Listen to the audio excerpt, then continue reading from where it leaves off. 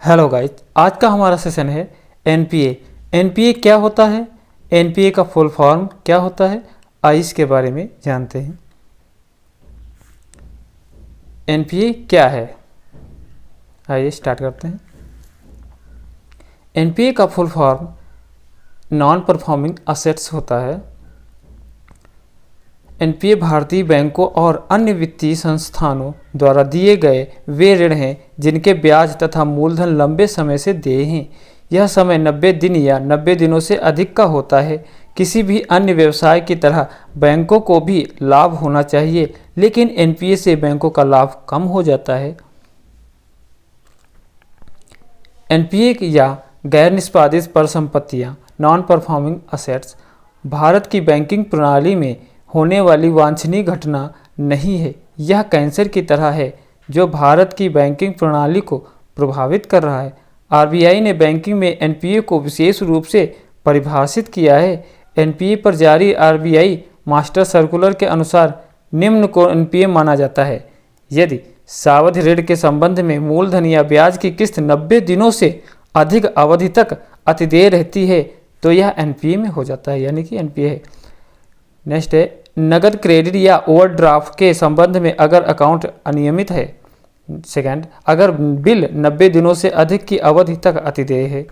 Third, कम अवधि में उगाई जाने वाली फसलों के मामले में मूलधन या ब्याज की किस्त 2 फसलों तक अतिदेय रहती है।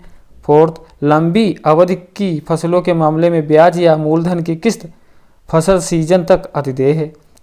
फिफ्थ, चलनिधि की वह राशि जो लगातार 90 दिनों की अवधि से बकाया है। एनपीए के प्रकार, आइए इस पर नजर डालते हैं। अवमानक एनपीए वह एनपीए जो 12 महीने से कम या 12 महीने तक बकाया रहता है। संदिग्ध एनपीए वह एनपीए 12 महीने या उससे कम समय तक अवमानक एनपीए की श्रेणी में रहता है। हानि संपत्ति तब होती है जब भारतीय रिजर्व बैंक द्वारा किए गए निरीक्षण के अनुसार एनपीए को बैंक या वित्तीय संस्थान को हुए नुकसान के रूप में चिन्हित किया जाता है।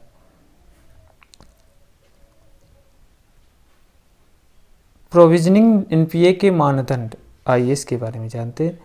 प्रोविजनिंग के मानदंड भारतीय रिजर्व बैंक द्वारा तय किए जाते हैं और एनपीए के संबंध में सभी बैंकों के लिए एक जैसे ही होते हैं, लेकिन ये एनपीए की श्रेणी के अनुसार कुछ अलग अलग हो सकते हैं। ये इस प्रकार हैं: प्रतिभूतियों या सरकारी गारंटी के किसी अन्य कवरेज हेतु किसी भी प्रकार का बजट बनाए बिना कुल बकाया राशि के लिए लागू भत्ते का 10% अवमानक श्रेणी में आने वाले एनपीए को 10% कवरेज और जुड़ जाता है, जिसे पूरी बकाया राशि पर कुल 20% हो जाएगा। संदिग्ध या असुरक्षित एनपीए के लिए अंतिम आवश्यकता को 100% घोषित किया जाए। एनपीए को बढ़ाने वाले कारक, नॉन परफॉर्मिंग असेट्स को बढ़ाने वाले कारक इस प्रकार हैं: बैंक द्वारा उन कंपनियों या व्यक्तियों आदि को ऋण देना जिनकी ऋण पात्रता की गारंटी नहीं है और जो बहुत अधिक जोखिम उठा रहे हैं। विशिष्ट समय सीमा में ऋण या पूंजी हानि के मामले में बैंक की समझ में बैंक अपने नुकसान को कम करने में सक्षम नहीं है। कंपनियों के प्रमोटर द्वारा फंड का कहीं और इस्तेमाल किया जा रहा हो। बैंकों का उन परियोजनाओं को फंड करने का प्रयास करना जो व्यवहार्य नहीं है। कमर्शियल बैंकों की क्रेडिट जानकारी हासिल करने और वितरित करने के पर्याप्त साधन न होना और अतिदेय ऋणकर्ताओं से ऋणों की अकुशलता वसूली।